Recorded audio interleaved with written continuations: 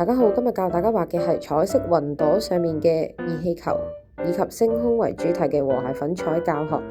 首先我哋可以攞出一張墊台紙，然後攞出我哋要用嘅粉彩紙，然後鋪上美紋膠紙之後就可以用夾網磨出紫色、藍色、黃色、粉紅色等等嘅顏色。然後我哋可以開始鋪勻佢啦。大家要留意手指嘅乾淨啊，好似我咁樣畫完一個顏色之後就抹一抹乾淨嘅手指，再繼續畫。記得留意手指唔可以濕㗎。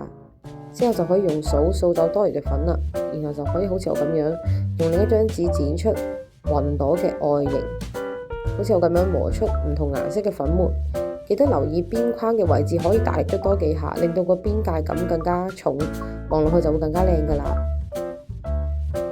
大家可以揀自己鍾意嘅顏色，唔一定要跟我㗎。畫完之後就攞出掃走多餘嘅粉末，之後就可以開始攞出燒字板，用擦膠或者用顏色粉末去塗抹佢。呢啲燒字板如果喺我哋門市購買和諧粉彩材料包嘅話，裏面都會有㗎。另外可以攞出擦膠擦出燒字板上面嘅形狀，擦咗出嚟之後佢會變成白色，都好明顯好靚㗎。之後就可以攞出白色嘅 marker 筆，我哋捆返個雲朵嘅外圍，令到佢更加突出。之後就可以攞出黑色 marker 筆畫返熱氣球嘅支架。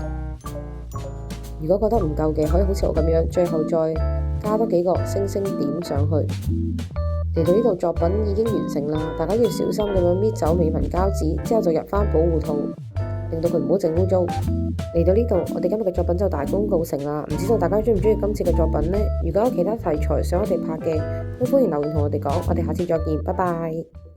和諧粉彩材料包正式登陸荃灣門市啦，歡迎嚟門市選購或者 WhatsApp 查詢。